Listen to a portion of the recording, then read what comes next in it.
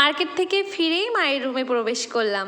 দুটো ব্যাগ মায়ের হাতে দিয়ে বললাম, দুটো ব্যাগে দুটো শাড়ি আছে।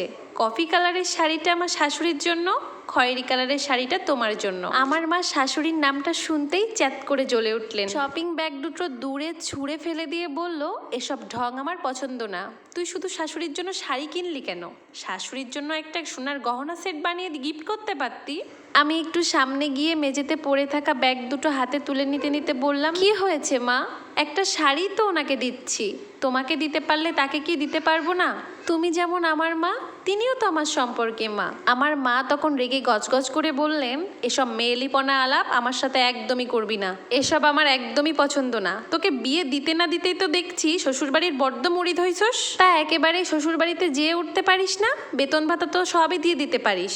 যা, এখন থেকে যা। আমার মায়ের এসব আচরণ দেখে আমি কিছুই বুঝতে পারলাম না। ভাবলাম হয়তো আমার মায়ের মন খারাপ, না হলে শরীর খারাপ হয়েছে, তাই আমার সাথে এমন করেছে। তারপর আমার রুমে এসে দেখি আমার স্ত্রী জুই চুপি চুপি কাঁদছে এবং তার চোখ দিয়ে জল গড়িয়ে পড়ছে তার গালে। আমি তার পাশে এসে বসলাম। বললাম, কি হয়েছে জুই, কাঁদছো কেন? বললাম, মা এসব বলেছে তাই তুমি কাঁদছো, তাই না? এসব কথা বলাতে জুই এবার হাউমাউ করে কান্না শুরু করে দেয়, কিন্তু কিচ্ছু বলতে পারে না। আমি ব্যাগ দুটো খাটের উপরে ছুঁড়ে ফেলে দিয়ে তাকে শক্ত করে জড়িয়ে ধরি। আমার স্ত্রী আমার বুকের ভেতরে লুটিয়ে যেতে যেতে যে কথাগুলো বলল, সেই কথাগুলো আমাকে মুড়িয়ে দিচ্ছিল লজ্জার আগুনে। তুই বললো, কেন দিতে গিয়েছিলে দুটো শাড়ি? আমার মায়ের কি শাড়ি নেই? আমার মায়ের কি শাড়ির অভাব? দেখো গিয়ে, আমার 4 ভাই 4 জোড়া শাড়ি কিনে দিয়েছে আমার মাকে। 3 বোনের জামাই কিনে দিয়েছে। তুমি কেন কিনে দিতে গেছিলে? আমার মাকে অপমান করার জন্য?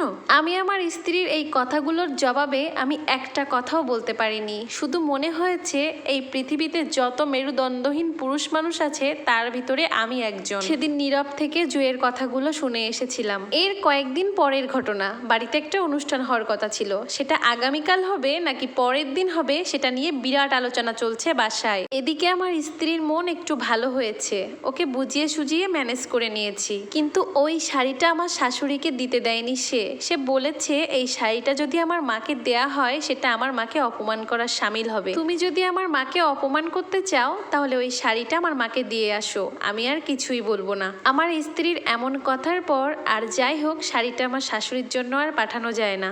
আমার মাকেই দিয়ে দিয়েছিলাম দুটো শাড়ি। আমার মা আমাকে কিছুই বলেনি, তবে তার হাবভাব দেখে আমি এটা বুঝেছিলাম সে আমার প্রতি খুবই বিরক্ত। আমাকে তার অযোগ্য সন্তান বলেই মনে করছেন তিনি। রাতে একসাথে খাবার খাচ্ছি।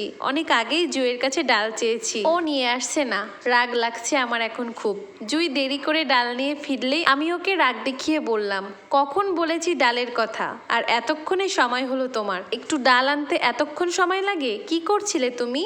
জুই ওড়নাটা টেনে কপালের ঘাম মুছে বলল, জামাইবাবু এসেছেন, শরবত করে দিয়েছি, তরমুজ কেটে দিয়েছি। খাবার খেতে খেতে আমি জুইয়ের দিকে তাকিয়ে রইলাম, কেন জামাইবাবু এসেছে এটা জানার জন্য।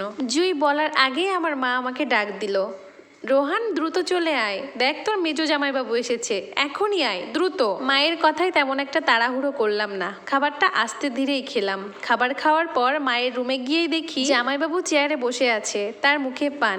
তার মানে জুই আমার ওখান থেকে ডাল দিয়ে এসে জামাইবাবুকে সুপারি কেটে দিয়েছে। এই মেয়েটা যে সারাদিন কি পরিমাণের পরিশ্রম করে তা বলার বাহুল্য। আমি তো একটু কাজ করতে গেলেই হাঁপিয়ে যাই, আর আমার বউটা সারাদিন কাজ করতে থাকে। মা ওয়াশরুমে গিয়েছিলেন। ওয়াশরুম থেকে বেরিয়ে হাসি হাসি মুখ নিয়ে খাটের নিচ থেকে 3টি শপিং ব্যাগ তুলে নিয়ে এসে আমার হাতে ধরিয়ে দিয়ে বললেন, এই দেখ জামাই কি এনেছে।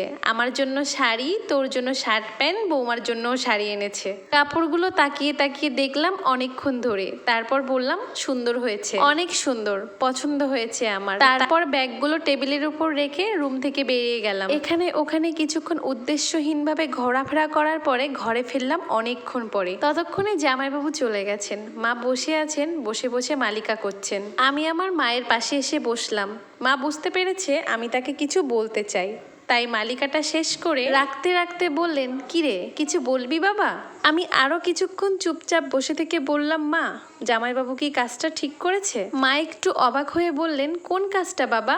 আমি তখন বললাম, ওই যে আমার জন্য, জুয়ের জন্য, তোমার জন্য, ঘরে সবার জন্য পুজোর গিফট দিয়ে গেলেন জামাইবাবু, এই কাজটা কি ঠিক হয়েছে?